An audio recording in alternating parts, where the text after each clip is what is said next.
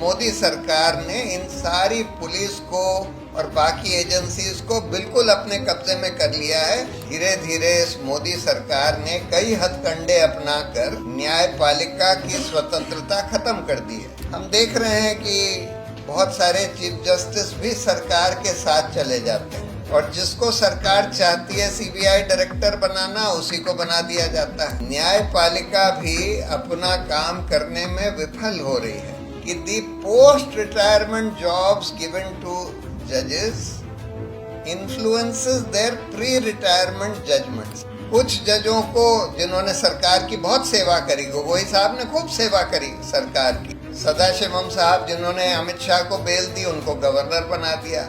नजीर साहब, उन्होंने अयोध्या का फैसला दिया, उनको भी गवर्नर बना दिया। दिल्ली राइट्स का तो ट्रायल मुझे नहीं लगता कि 20 साल में भी 25 साल में भी खत्म हो सकता है। नॉर्मल रूल है कि bail is the rule, jail is the exception, लेकिन यहाँ पर उसको रिवर्स कर दिया गया है। प्रमाण कहते हैं कि हमारे प्रोटेक्टेड विटनेसेस हैं, उन्होंने बोला है। और वो प्रोटेक्टेड विटनेस क्या होता है उसका नाम भी नहीं बताते, उसने क्या बयान दिया है ये भी नहीं बताते, यानी उमर खालिद को भी नहीं बताते, जो अक्यूज्ड हैं उनको भी नहीं बताते। ऐसे केस में ये जरूरी है कि उन पुलिस ऑफिसर्स को आइडेंटिफाई करके उनको दंडित किया जाए और सख्त दंडित किया जाए, तभी जाकर ये सिलसिला रुकेगा, थमेगा। जेल में है और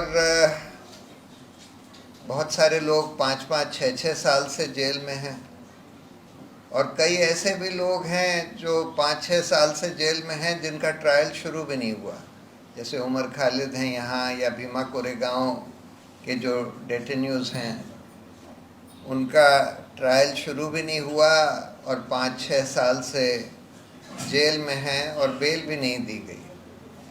जो नॉर्मल कानून है बेल का वो ये कहता है, और सुप्रीम कोर्ट इसके बारे में कई जजमेंट्स में कह चुका है कि bail is the rule, jail is the exception, यानी कि आमतौर पर जिसके खिलाफ कोई जुर्म साबित नहीं हुआ है उसको बेल दी जाएगी, चाहे वो मामला इन्वेस्टिगेशन में हो चाहे वो ट्रायल पर हो, अनलेस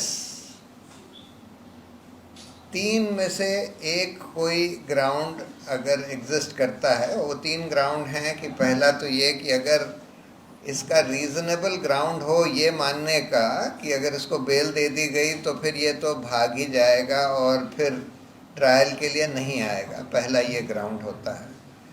दूसरा ये ग्राउंड होता है कि ये अगर बेल दे दी गई तो फिर एविडेंस से छेड़छाड़ करेगा।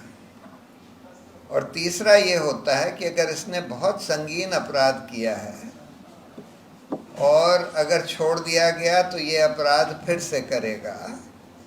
इन 3 सिचुएशंस को छोड़कर बेल जो है देना रूल है। लेकिन हम देख रहे हैं कि यूएपीए के तहत बहुत सारे लोग ऐसे अभी भी जेल में हैं जहाँ ट्रायल भी नहीं शुरू हुआ, 5-5, 6-6 साल हो गए, और जिनके बारे में कोई ये नहीं कह सकता कि बेल दे दी गई तो भाग जाएंगे। उमर खालिद वगैरह के बारे में कोई ये नहीं कह सकता, ना ये कह सकते हैं कि वे बेल दे दी गई तो सबूत से छेड़छाड़ करेंगे, ना ये कह सकते हैं कि बहुत संगीन अपराध किया है, बेल दे दी गई तो फिर से वही अपराध करेंगे। उनके खिलाफ अपराध क्या है? ये तो एक्यूजेशन है नहीं कि उन्होंने कोई वायलेंस करी है, कोई एक्चुअल टेरर एक्टिविटी करी है। उनके खिलाफ केस ये बनाया गया है कि कॉन्स्पिरेसी करी गई, यानी कि एक साजिश में ये इन्वॉल्व थे। साजिश थी कि दिल्ली दंगों को भड़काने की, और उसके लिए एविडेंस क्या दिया है? देखिए, उमर खालिद वगैरह के तो तमाम वीडियोस अवेलेबल हैं, पब्लिक वीडियोस, करीब करीब उनकी सारी जितनी भी सार्वजनिक स्पीचेस हैं सभी वीडियो पर अवेलेबल हैं, दसियों स्पीचेस अवेलेबल हैं। हर स्पीच में वो कहते हैं कि अगर हमारे ऊपर हिंसा भी करी जाए तो हमको हिंसा से जवाब नहीं देना है। तो हिंसा का तो कोई आरोप लगा ही नहीं सकते उनके खिलाफ। अब ये लगा दिया है कि भाई साजिश करी कि दिल्ली के दंगे हो जाएं, उसकी साजिश करी। अब उसका क्या प्रमाण है? प्रमाण कहते हैं कि हमारे प्रोटेक्टेड विटनेसेस हैं, उन्होंने बोला है। अब वो प्रोटेक्टेड विटनेस क्या होता है उसका नाम भी नहीं बताते, उसने क्या बयान दिया है ये भी नहीं बताते, यानी उमर खालिद को भी नहीं बताते, जो अक्यूज्ड हैं उनको भी नहीं बताते, और उस आधार पर कहते हैं कि नहीं इनके खिलाफ तो बड़ा सबूत है कि इन्होंने साजिश करी। अब देखिए यूएपीए कानून में प्रॉब्लम्स क्या हैं? दो मोटी मोटी प्रॉब्लम्स मुझे दिखाई देती हैं। हम लोगों ने इसको चैलेंज भी किया हुआ है। अनफॉर्चुनेटली वो जो हम लोगों का चैलेंज था, चंद्रचूड़ साहब ने बेला त्रिवेदी के कोर्ट में भेज दिया। वो बेला त्रिवेदी के बारे में मालूम था कि वो मोदी की लॉ सेक्रेटरी रह चुकी थी गुजरात में, और सरकार के खिलाफ कोई फैसला नहीं उन्होंने ना तो दिया था ना देने का, कोई किसी को कोई शक नहीं था कि सरकार के खिलाफ कोई फैसला नहीं देंगे। तो फिर विड्रॉ करना पड़ा सब लोगों को, और फिर ये बोलना पड़ा ठीक है हम हाई कोर्ट में इसको चैलेंज करेंगे। तो क्या दो प्रोविजंस हैं? पहला तो ये है जो डेफिनेशन है अनलॉफुल एक्टिविटी का, अनलॉफुल एक्टिविटी के डेफिनेशन में उन्होंने दो चीज़ें लिख दी हैं। Any act which causes disaffection against India, यानी कि सेडिशन का एक पहले कानून था जो ये कहता था कि any act which causes disaffection against the government, यानी सरकार के खिलाफ कुछ कहना जिससे कि लोगों की भावनाएं सरकार के खिलाफ हों। जैसे मान लीजिए आप ये कहते हैं कि ये सरकार बहुत भ्रष्ट है, ये तो देश को लूट रही है, तो वो सेडिशन, क्योंकि ये अंग्रेज़ों ने बनाया था, वो ये कहते थे कि नहीं सरकार, अंग्रेज़ी सरकार के खिलाफ कोई कुछ नहीं कह सकता। दुर्भाग्य की बात ये थी कि जब हिंदुस्तान आज़ाद हुआ वही कानून चलता रहा। उसको फिर सुप्रीम कोर्ट में जब संविधान बना और मौलिक अधिकार दिए गए, और उसमें से एक अधिकार था कि अपनी बात खुल के रख लेना, यानी फ्रीडम ऑफ स्पीच, और डेमोक्रेसी बनाई गई कि भाई हम सरकार के खिलाफ बोल के सरकार को बदल सकते हैं चुनाव से। तो उस कानून को चुनौती दी गई कि भाई आप अगर ये कह देंगे कि सरकार के खिलाफ कुछ भावनाएं भड़काना यही अपराध है, तब फिर लोग डेमोक्रेटिकली सरकार कैसे बदलेंगे? तो निहित है इसमें। तो सुप्रीम कोर्ट ने बोला हाँ ये बात तो ठीक है, और इसलिए उन्होंने सेडिशन के कानून को रीड डाउन कर दिया, यानी ये कह दिया कि जब तक कोई जना हिंसा नहीं भड़काता या पब्लिक डिसऑर्डर नहीं भड़काता, ये अगर कहता है कि भाई हाँ दंगे कर दो या सब सारा सिस्टम जैम कर दो, कोई कुछ होने ही मत दो, मतलब पब्लिक डिसऑर्डर, या कि यहाँ पर ऐसा उपद्रव कर दो कि कोई सामान्य आदमी कुछ कर ही ना पाए, अगर इस तरह की चीज़ भड़काता है तब तो आप ये कह सकते हैं कि ये सेडिशन का अपराध बनता है, और नहीं तो वो अपराध नहीं माना जाएगा। लेकिन उसका फिर भी दुरुपयोग हो रहा था, तो फिर उसको फिर से जब चुनौती दी गई हाल में, तो सुप्रीम कोर्ट ने उसको स्टे कर दिया। अब ये लोग नया एक वो ले आए हैं क्रिमिनल प्रोसीजर कोड और आईपीसी और सीआरपीसी, और उसमें फिर से इस सेडिशन को रीइंट्रोड्यूस कर दिया। लेकिन यूएपीए में अनलॉफुल एक्टिविटी, यानी इफेक्टिवली आप कह रहे हैं कि टेररिस्ट एक्टिविटी वो होगी जो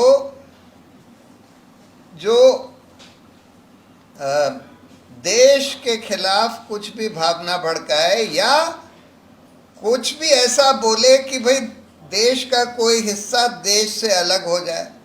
अब देखिए, इतिहास में जैसे मैंने भी एक बार बोला था कि भाई कश्मीर का अगर हमको प्रॉब्लम सॉल्व करनी है तो हम लोगों को कश्मीरियों का दिल जीतना होगा, और हम लोग अगर नहीं जीत पाते तो हमको वही करना चाहिए जो पंडित नेहरू ने एक बार यूनाइटेड नेशंस में बहुत पहले बोला था कि भाई हम प्लेबिसाइड करवाएंगे और कश्मीरियों से ये पूछेंगे कि भाई आप क्या चाहते हैं, आप हिंदुस्तान के साथ रहना चाहते हैं, पाकिस्तान के साथ जाना चाहते हैं, या स्वतंत्र देश बनाना चाहते हैं, क्या चाहते हैं, उसका हम प्लेबिसाइड करवाएंगे। अब इस कानून में तो अगर ये भी कोई बोल दे तो उसको भी अनलॉफुल एक्टिविटी माना जा सकता है, क्योंकि आप ये कह रहे हैं, चाहे आप बिल्कुल अहिंसा पूर्वक कह रहे हैं, आप ये नहीं कह रहे कि हिंसा से, लेकिन आप ये कह रहे हैं कि भाई मेरी राय ये है कि ऐसे पेचीदा मुद्दे को सॉल्व करने का करेक्ट तरीका ये होगा कि भाई कश्मीरी लोगों से पूछ लिया जाए कि वो चाहते क्या हैं। ज़बरदस्ती उनकी मर्ज़ी के ख़िलाफ़ उनको आर्मी के बल पर ज़बरदस्ती रखना, उससे किसी का कोई फ़ायदा नहीं होने वाला है। लेकिन इसको भी इस कानून में अनलॉफुल एक्टिविटी माना जा सकता है। फिर राज्य के खिलाफ भावनाएं भड़काना, मतलब देश के खिलाफ भावनाएं भड़काना। देश के खिलाफ भावनाएं, अगर आप मान लीजिए ये कह दें कि हिंदुस्तान जो है फिलिस्तीन के मामले में गलत कर रहा है, इज़राइल को आर्म सप्लाई कर रहा है, और फिलिस्तीन का इज़राइल जो है नरसंहार कर रहा है, गजा में नरसंहार हो रहा है, उसको भी कह देंगे कि भाई तुम देश के खिलाफ भावना भड़का रहे हो और इसलिए ये अनलॉफुल एक्टिविटी है, ये टेररिस्ट एक्टिविटी है। तो इसलिए ये जो प्रोविजंस हैं इस कानून में, अनलॉफुल एक्टिविटी का डेफिनेशन इतना वाइड बना दिया है कि बगैर हिंसा के अगर आप ईमानदारी से कुछ बोलें कि भाई आपकी राय क्या है कि देश को क्या करना चाहिए, क्या नहीं करना चाहिए, उसको भी इस कानून में अनलॉफुल एक्टिविटी माना जा सकता है। दूसरी प्रॉब्लम है बेल की। देखिए, बेल के बारे में जैसे मैंने बोला, नॉर्मल रूल है कि bail is the rule, jail is the exception, लेकिन यहाँ पर उसको रिवर्स कर दिया गया है। यहाँ पर ये कह दिया गया है कि जब तक ट्रायल जज केस डायरी देखकर अगर उसको ये लगता है कि कोई प्राइमा फेसाई केस है, जो जिसको अक्यूज बनाया है उसके खिलाफ कोई प्राइमा फेसाई केस है, तब वो बेल नहीं देगा। अगर उसको ये लगता है कि कोई प्राइमा फेसी केस नहीं है केस डायरी देखकर, तभी वो बेल दे सकता है। अब प्रॉब्लम ये है कि अब आप प्रोटेक्टेड विटनेसेस के आधार पर कह रहे हैं कि भाई इन्होंने साजिश करी। प्रोटेक्टेड विटनेस उस केस डायरी में किसी का बयान लिखा हुआ है, ये आप अक्यूज को भी नहीं दिखा रहे, ट्रायल अभी शुरू नहीं हुई है। तो कई बार जज कहते हैं कि भाई हम कैसे कह दें कि इनके खिलाफ कोई प्राइमा फेसाई एविडेंस भी नहीं है। लेकिन सुप्रीम कोर्ट ने हाल में कुछ केसेस में ये बोला है, अगर बहुत साल तक ट्रायल शुरू ही ना हुआ हो या ख़त्म होने के कोई आसार ना हो बहुत साल तक, तब फिर यूएपीए के केस में भी बेल दी जाएगी। और ये सिचुएशन सीधी सीधी इन लोगों के दिल्ली दंगों में जो लोग 5 साल से ज़्यादा बंद हैं, या भीमा कोरेगांव में जो 6 साल से ज़्यादा बंद हैं, उनके ऊपर स्क्वायरली अप्लाई करती है। लेकिन फिर भी उनमें से बहुत सारे लोग हैं जिनको बेल नहीं दी जा रही। ये बहुत बड़ी प्रॉब्लम इसके साथ हो गई है, और इसीलिए हम लोगों ने इसको चैलेंज किया है। ये 2 प्रोविजंस को हमने चैलेंज किया था। एक तो अनलॉफुल एक्टिविटीज़ का जो डेफिनेशन है इतना वाइड है, इसको चैलेंज किया था, और जो बेल का प्रोविज़न है कि ये तो हमारे संविधान के खिलाफ है, हमारे मौलिक अधिकारों के खिलाफ है, right to life and liberty के खिलाफ है ये जो प्रोविज़न है इसमें बेल का, कि मतलब आप 10 साल तक ट्रायल ही ना शुरू करें, आप बताएं भी नहीं कि कौन प्रोटेक्टेड विटनेस ने क्या बोल दिया आपके खिलाफ, और उस आधार पर कुछ चीज़ आप कोई एविडेंस अक्यूज से छुपाकर सिर्फ जज को दिखाकर आप बोलेंगे देखिए इसके खिलाफ प्राइमा फेसी केस है इसलिए इसको आप बेल पर नहीं एनलार्ज कर सकते, ये बिल्कुल गलत है। अब ये सब देखिए इसलिए भी चल रहा है क्योंकि हमारी जो इन्वेस्टिगेटिव एजेंसीज यहाँ दिल्ली पुलिस, कई बार एनआईए, ये सब बिल्कुल सरकार के कब्ज़े में आ गई हैं। सुप्रीम कोर्ट ने सीबीआई वाले केस में बोला था, वो विनीत नारायण वाले केस में, कि भाई सीबीआई को सरकार से स्वतंत्र रखने की ज़रूरत है। उसके लिए उन्होंने कुछ प्रावधान करे थे कि भाई सीबीआई डायरेक्टर का सिलेक्शन में चीफ जस्टिस भी इन्वॉल्व होंगे, prime minister, leader of opposition, chief justice, और भी कुछ चीज़ें बोली थी कि भाई सीबीआई से आप सरकार कितनी छेड़छाड़ कर सकती है। लेकिन अनफॉर्चुनेटली ये हुआ है, हम देख रहे हैं कि बहुत सारे चीफ जस्टिस भी सरकार के साथ चले जाते हैं और जिसको सरकार चाहती है सीबीआई डायरेक्टर बनाना उसी को बना दिया जाता है। लीडर ऑफ ऑपोजिशन कुछ भी कहता रहे, जिसको सरकार चाहती है उसी को बना दिया जाता है। और सीबीआई से बाकी भी छेड़छाड़ हो रही है लेकिन उसको भी कोर्ट नहीं रोक रहा। जो सुप्रीम कोर्ट का फैसला था उसके खिलाफ छेड़छाड़ सरकार कर रही है। उसी तरह से पुलिस के बारे में भी प्रकाश सिंह के केस में पुलिस रिफॉर्म्स का एक बहुत अच्छा जजमेंट सुप्रीम कोर्ट ने 2006 में दिया। अब आज देखिए 19 साल हो गए उस जजमेंट को आए हुए, 19 साल से वो जजमेंट की तामील नहीं करी गई है। बहुत सारे ज़्यादातर राज्य हैं जो तामील नहीं कर रहे हैं। उसमें एक चीज़ ये लिखी थी कि डीजीपी का सिलेक्शन, और ये तो बिल्कुल मिनिमल चीज़ लिखी थी, यूपीएससी 3 जनों का पैनल बनाएगी सीनियरिटी वगैरह देखकर, और उसमें से सरकार एक आदमी को डीजीपी सेलेक्ट करेगी। लेकिन हम देख रहे हैं कि इसकी तामील नहीं हो रही है और स्टेट आफ्टर स्टेट में सरकार खुद डीजीपी बना देती है या एक्टिंग डीजीपी बनाकर चालू रखती है। यूपीएससी से नाम भी नहीं आने देती, मतलब उनको कोई रिकॉर्ड ही नहीं देती जिससे यूपीएससी वो देखकर नाम भेज पाए। तो इस तरह से इन्होंने सुप्रीम कोर्ट के जो आदेश थे कि भाई हम पुलिस को, इन एजेंसीज को सरकार से थोड़ा स्वतंत्र बनाना चाहते हैं, उसके लिए ये सब होना चाहिए, इसका उल्लंघन करके इस मोदी सरकार ने इन सारी पुलिस को और बाकी एजेंसीज को बिल्कुल अपने कब्जे में कर लिया है कि जो वो चाहते हैं वो करते हैं। और रिजल्ट ये है कि बिल्कुल झूठे केस बनाए जाते हैं ऐसे ऐसे लोगों के खिलाफ, उमर खालिद, शर्जील इमाम और ये गुलफिशा फातिमा वगैरह के खिलाफ बिल्कुल झूठे केस बनाए जाते हैं। और इन लोगों को लगता है कि देखिए बाद में तो ये लोग एक्विट हो जाएंगे जब भी ट्रायल होगा। खैर दिल्ली राइट्स का तो ट्रायल मुझे नहीं लगता कि 20 साल में भी, 25 साल में भी ख़त्म हो सकता है, पर पुलिस वालों को लगता है कि आखिर में एक्विट हो जाएंगे। लेकिन अभी हमारा क्या जाता है, जो सरकार कह रही है कि इनके खिलाफ झूठा केस बना दो, हम बना देते हैं, बाद में एक्विट भी हो जाएंगे तो हमारा क्या जाएगा।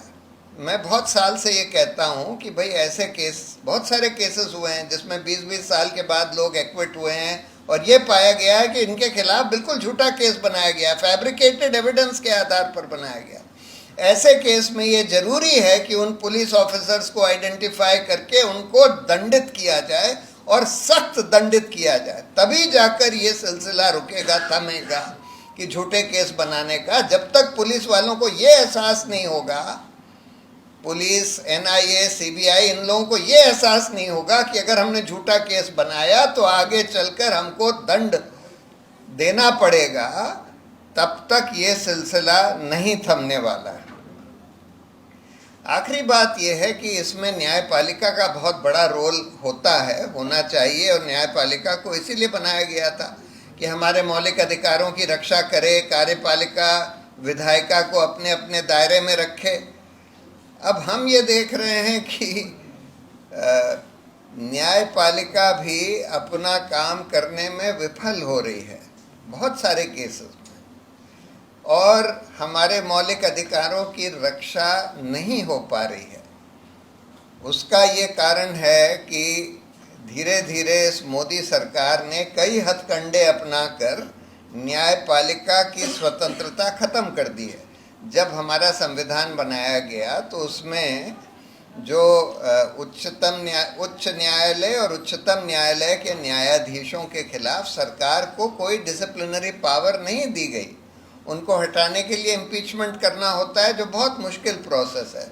तो उसको समझा गया कि भाई इसके वजह से ये जज लोग जो हैं सरकार से स्वतंत्र रहेंगे।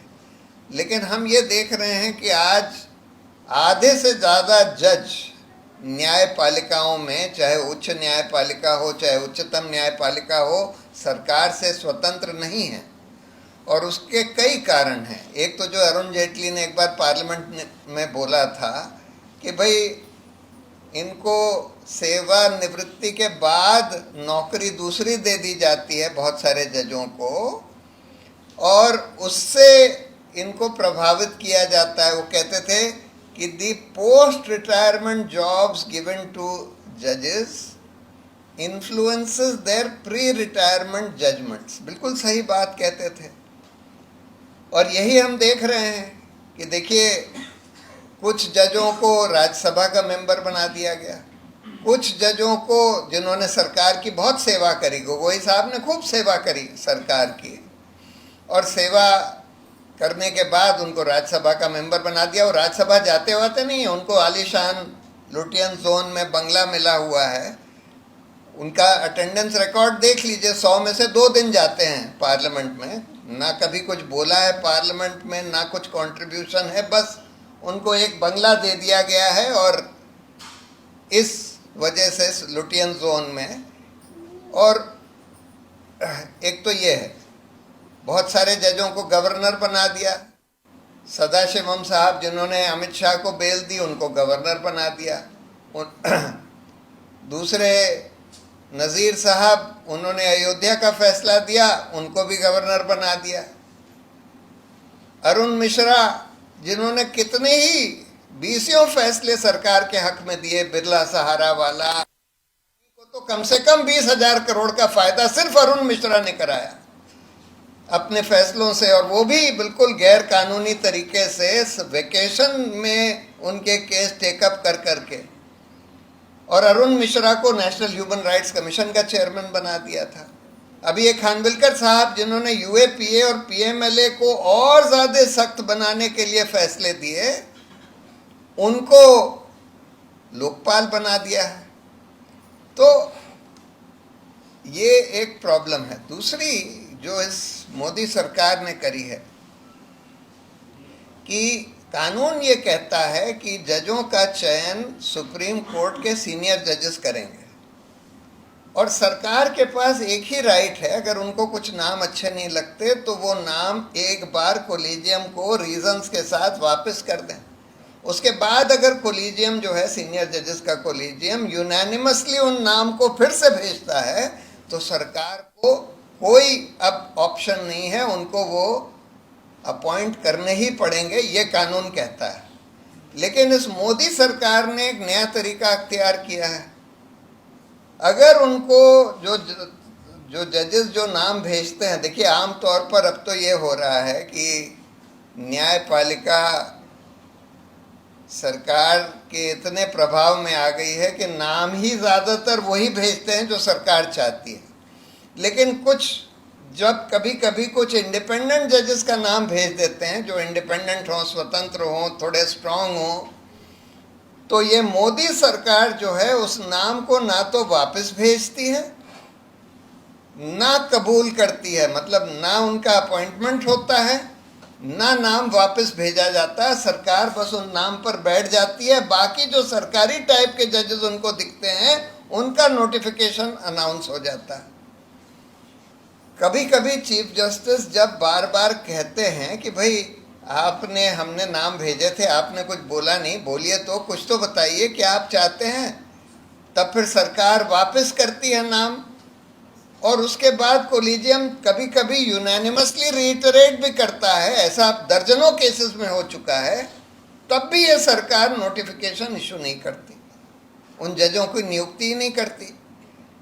ऐसे में सुप्रीम कोर्ट को दो ऑप्शंस हैं, या तो वो कंटेम्प्ट ऑफ कोर्ट करें प्रधानमंत्री या कानून मंत्री के खिलाफ कि आपने हमारे आदेश के खिलाफ आप एक्ट कर रहे हैं, और या फिर ये बोल दें जैसे वो गवर्नर के केस में बोला है कि भाई अगर 3 महीने तक सरकार जवाब नहीं देगी तो ये मान लिया जाएगा कि सरकार को कोई ऑब्जेक्शन नहीं है और उस जज को ओथ दिला दी जाएगी, जज बना दिया जाएगा।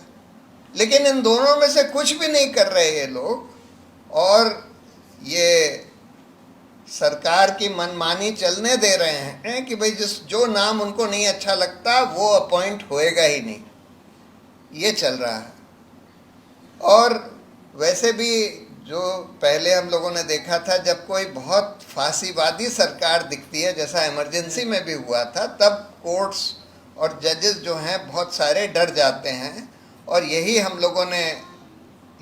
लोग अब भी देख रहे हैं कि बहुत सारे ईमानदार जजेस भी इस सरकार से, क्योंकि एक ये फांसीवादी सरकार दिखती है, तो इससे डरे हुए हैं। और आखिर एक तरीका इस सरकार ने और अख्तियार किया है कि भाई सारे जो जजेस हैं, खासकर जो चीफ जस्टिस बनने वाले हैं, उनके ऊपर सारी एजेंसीज को कह देते हैं, पुलिस, NIA, ED, CBI, कि भाई तुम लोग डोजियर बना लो, इनके ऊपर ढूंढो कि इन्होंने या इनके नज़दीकी रिश्तेदारों ने कोई गलत काम किया है, कोई गैरकानूनी काम किया है कभी, और अगर कुछ पकड़ लिया तो उसको यूज़ करके उनको ब्लैकमेल किया जाता है। तो इस वजह से न्यायपालिका की स्वतंत्रता बहुत कम हो गई है इस दौर में, और इस वजह से हम देख रहे हैं कि हमारे मौलिक अधिकारों की भी पूरी रक्षा नहीं हो पा रही है इस न्यायपालिका के द्वारा। तो अब हम लोगों को करना क्या है? देखिए, मैं ये मानता हूँ कि पब्लिक ओपिनियन का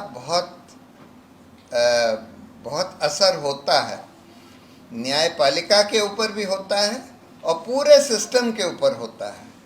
जब पब्लिक ओपिनियन बहुत मुखर तरीके से उभरती है और ये दिखाई देता है कि भाई पब्लिक ओपिनियन इसके बिल्कुल खिलाफ है, तो न्यायपालिका में भी उसका असर होता है। मैंने ये देखा है, इसलिए मैं तो ये पॉलिसी फॉलो करता हूँ, जब मैं देखता हूँ कि किसी कोर्ट ने कुछ अच्छा काम किया, मैं उसकी सराहना करता हूँ, गलत काम किया मैं उसका बिल्कुल जम के विरोध करता हूँ और पब्लिकली विरोध करता हूँ।